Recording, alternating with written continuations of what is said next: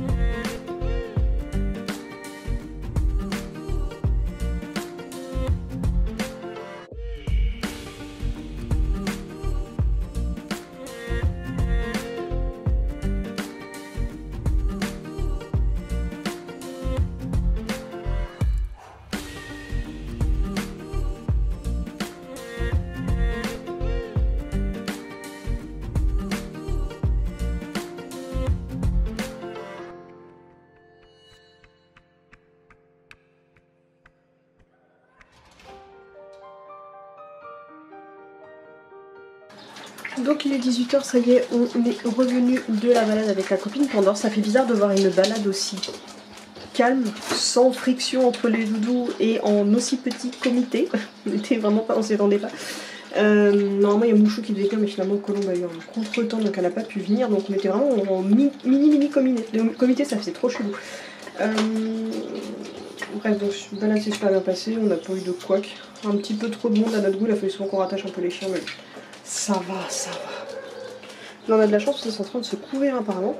Et sur la route du retour, au moment de repartir, juste après être reparti de la forêt, qu'est-ce qu'on voit au loin? Un golden posé sur le trottoir, en train de sortir dans la haie. Et je vous le dis en toute transparence, je passe à côté, je me dis, est-ce que je m'arrête? Je suis vraiment posé la question. Parce qu'il faut savoir quand même, je le dis en toute bonne foi, que j'ai qu'une petite voiture dans laquelle j'avais plus de place pour le charger, on est dimanche, c'était un peu compliqué à gérer. Mais quand on est passé, j'ai vu qu'il n'y avait vraiment personne autour, il était trop proche de la route, c'était vraiment dangereux, et au niveau de son collier, il avait une médaille qui pendait. Donc je me dis, médaille égale numéro de téléphone, on part déjà sur un truc un peu plus sympa, et sachant évidemment quand un chien a sa médaille, c'est peu de chance que ce soit un chien abandonné. Donc je gare la voiture en catastrophe dans un endroit qui n'est pas une place pour se garer, mais je m'en fous. Donc je me lance à moi y aller récupérer ce chien. Donc je disais, donc je vais pour m'approcher près du chien, il avait pas l'air 100% confiant étant un golden, je me dis pas c'est un chien super cool et tout, je ne le connais pas, je prends mes précautions. J'avais pas pris de laisse parce que comme j'avais peur qu'il se barre trop vite et que j'ai vu qu'il avait un collier, je dis bon je vais le choper au collier. Thomas m'aurait rejoint après mais je voulais absolument que ce soit moi qui l'ai en premier parce que j'ai plus l'habitude des codes canins que Thomas. Et je vois qu'il est pas très confiant, il bave, il a le regard fuyant. Donc automatiquement, moi, dès qu'il a eu le regard qui voulait pas trop me regarder, qui était pas à l'aise, je me suis mis à regarder le sol, je l'ai pas regardé en direct, j'y ai parlé et compagnie, j'ai pas du tout, à aucun moment je ne l'ai jamais caressé, je n'ai pas cherché à le caresser ou à toucher au niveau de la tête parce que j'avais peur de me faire mordre littéralement. Donc ce que j'ai fait comme son collier pendait vachement qu'il y avait la médaille, j'ai tout simplement passé mon doigt dans l'anneau et puis après il s'est tendu, il n'a plus bougé pendant un moment. Donc Thomas était encore dans la voiture, donc je lui ai crié les numéros de téléphone. Première fois ça ne répondait pas et on a appris après que en fait, c'était le numéro du fils de la famille qui avait interdiction de répondre au numéro de téléphone qu'il ne me laissait pas, donc il nous raccrochait au nez. Donc le deuxième appel on l'a appelé, c'était le mari, enfin le père de famille qui a répondu en nous disant l'adresse où il était, le chien était vraiment pas loin. Donc Thomas me rejoint, prend la laisse de Skull, attache le chien et le chien finalement s'est détendu. Il a fini par faire une pause de détente puisqu'il s'est assis tout simplement et il s'est calmé. Mais j'ai pas caressé du tout, comme je le connaissais pas, je voulais pas du tout le stresser. C'était déjà assez angoissant de se faire attraper par une inconnue. Et donc moi le temps je retourne à la voiture pour récupérer les chiens, mais c'est pour pas que la voiture reste comme ça sans surveillance. Je fais demi-tour pour pouvoir retourner en direction du bois où on va se balader d'habitude pour rejoindre Thomas après. Il a juste le temps de faire demi-tour et faire ma manœuvre. Je vois que Thomas est rejoint par un enfant et une femme. Et c'était tout simplement les propriétaires du chien. Donc le chien était vraiment à 3-4 maisons de chez lui. Et donc ce qu'ils nous racontaient, c'est que le problème c'est qu'ils ont une barrière électrique et quand il y a quelqu'un qui part de la barrière électrique, si le chien se met en travers, en fait la barrière ne se ferme pas puisque le capteur se met en sécurité et laisse le chien sortir. Voilà, mais bon, au moins le bilan c'est que le chien était très calme, il était pas loin de chez lui, on a pu quand même le ramener chez lui en étant vraiment remercié de l'avoir ramené, d'avoir pris le temps de s'arrêter pour lui. Et puis voilà, donc il est rentré tranquillement chez lui, plus de peur que de mal, et il n'y avait pas eu plus de soucis que ça. Donc on a fait notre petite BA de la journée. Je prends ma dose karma, hein. Donc voilà, mais comme je vous dis, dans le doute, arrêtez-vous, faites une annonce, faites alerte, sonnez aux voisins, peut-être qu'il y a quelqu'un qui peut vous aider, qui peut le récupérer, mais je peux comprendre que des fois c'est compliqué. Je me suis déjà arrêtée 3 fois pour des voitures, pour des chiens, le chien s'est mis à partir en courant, manquait de se faire écraser par des voitures, des fois tu te dis bon je m'arrête pas, qu'est-ce qui sera pire que j'intervienne ou pas. Et le fait que tu peux pas forcément le chien dans ta voiture, ou je sais que les parents de Pandore l'ont vu juste avant, mais je sais qu'eux ils devaient aller à la gare, mais c'est pas grave, nous on s'en est occupés, on était à deux, on a pu faire le choix, moi je m'en suis occupée, c'est pas grave. Et voilà, je peux comprendre que ce soit pas facile, mais je suis bien contente de m'être arrêtée, surtout d'autant plus quand tu vois qu'il y a une médaille. C'est peu de chances que le chien soit abandonné et généralement il y a des numéros de téléphone. Alors là il faut croiser toujours les doigts que les numéros de téléphone soient toujours attribués parce que ça c'est un truc qui arrive aussi fréquemment. C'est que les numéros de téléphone ne sont pas attribués parce que les gens laissent les médailles mais ils changent le numéro de téléphone, ils ne changent pas les médailles. C'est parfois l'intérêt justement d'acheter des médailles QR code parce que derrière quand tu as un site internet où la médaille est réutilisable à l'infini puisque une fois que tu te connectes au QR code tu peux changer le numéro de téléphone. Voilà. En tout cas, apparemment, le doudou s'appelait Junior, donc c'était un beau Golden Retriever, assez jeune, je dirais qu'il ne devait pas avoir plus de 2 ans. Bref, voilà pour la petite story time du jour imprévue, mais que je suis bien contente. Pour une fois, on n'a pas eu besoin de ramener un chien trouvé à la maison. On n'a pas eu plus que ça à le gérer, mais on s'en est occupé. Il est rentré chez lui de manière très express et de manière la mieux possible. Bref, je vais finir ma fimo une bonne fois par toutes, et après je vais nourrir les doudous et allumer la lumière parce qu'on est en train de ne plus rien voir, parce que le temps est en train de changer. Parce que là, ça vous paraît peut-être clair, mais pouf, et gros nuages. Et tout ça pour vous dire, dans la vidéo vous l'aurez peut-être pas vu, mais Kitty était également de la partie, donc voilà aussi pourquoi j'ai hésité à charger le Labrador, parce que Kitty aurait pété un câble. Mais Kitty était là, elle était dans le sac à dos Curgo, voilà, donc j'avais emmené les 4 dodos aujourd'hui et ça s'est super bien passé. Donc Momo il est tout fatigué. Ouais, mais il sera bien parce qu'il sent que je vais pas tarder à faire M-A-N-G-E-R. Et pas tout de suite.